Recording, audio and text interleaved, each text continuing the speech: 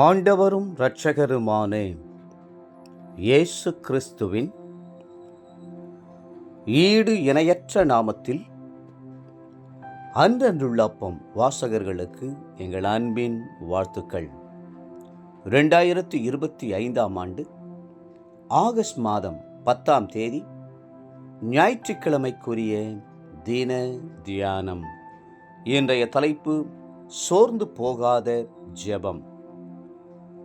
லூக்கா 18:1 சொல்லுகிறது, சோர்ந்து போகாமல் எப்பொழுதும் ஜெபம் பண்ண வேண்டும் என்பதை குறித்து அவர்களுக்கு அவர் ஒரு உவமையை சொன்னார்.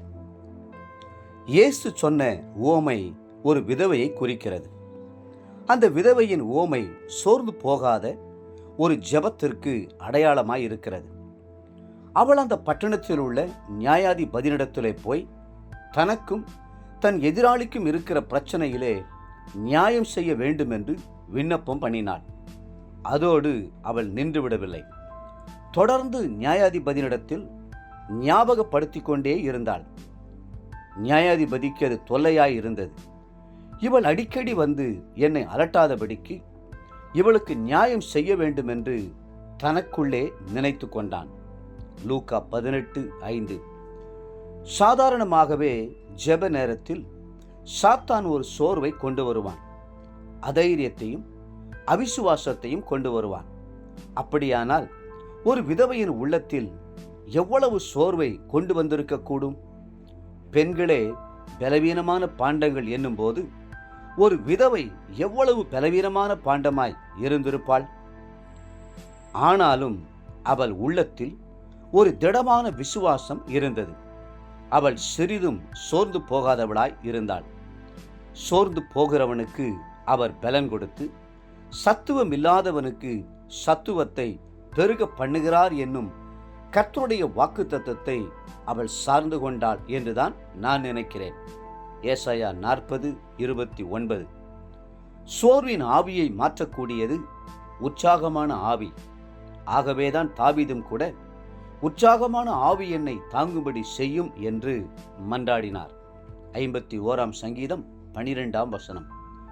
ஆவிக்குரிய ஜீவியத்திற்கு ஜெபம் பிரதானமானது.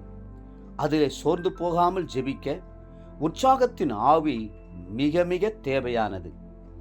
ஜெபத்துக்கு பதில் வர தாமதிக்கும் போது நாம் சோர்ந்து விடக்கூடாது. ஜார்ஜ் முல்லர் என்ற தேவ மனுஷன் சோர்ந்து போகாமல் ஜெபிக்கக்கூடியவர். அதன் மூலம் 10,000 அனாதை குழந்தைகளை வளர்த்து பராமரித்து படிக்க வைத்துக் கொண்டிருந்தார். அவர் தன்னுடைய 4 நண்பர்களுக்காக ஏறக்குறைய 35 வருடங்கள் சோர்ந்து போகாமல் ஜெபம் பண்ணினாராம். அந்த 4 பேரில் முதலானவர் அவர் ஜெபம் பண்ணின வருடமே ரட்சிக்கப்பட்டார். 2ஆம் அவர் 5ஆம் வருடத்திலும் 3ஆம் நபர் 10ஆம் வருடத்திலும் ஒவ்வொருவராய் ரட்சிக்கப்பட்டார்கள். அந்த 4வது நண்பனோ அவர் மரித்து அடக்கம் பண்ணுகிற நேரத்தில், ஐயோ, இனிமேல் எனக்காக யார் ஜெபிக்க போகிறார்கள்? இனிமேல் ரட்சிக்கப்படாமல் நான் பாவியா இருக்கக்கூடாது என்று சொல்லி தன்னுடைய வாழ்க்கையை இயேசுவுக்கென்று அர்ப்பணித்தார். தேவப்பிள்ளைகளே, உங்களுடைய ஜெபத்திற்கு நிச்சயமாய் கர்த்தர் பதிலளிப்பார். தாமதித்தாலும் அதற்கு காத்திருங்கள். இன்றைய நினைவிற்கு லூக்கா 18:7.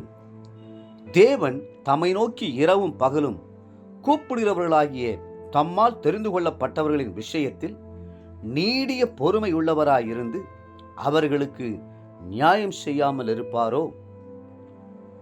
இன்றைய வேத வாசிப்பு காலை சங்கீதம் 79 மற்றும் 80ஆம் சங்கீதங்கள். மாலை ரோமர் 11ஆம் அதிகாரம் 1-18ஆம் வசனம் முடிய. அன்புக்குரிய அன்றன்றுள்ள அப்பம் வாசகர்களே, மீண்டும் உங்களை வாழ்த்துகிறோம்.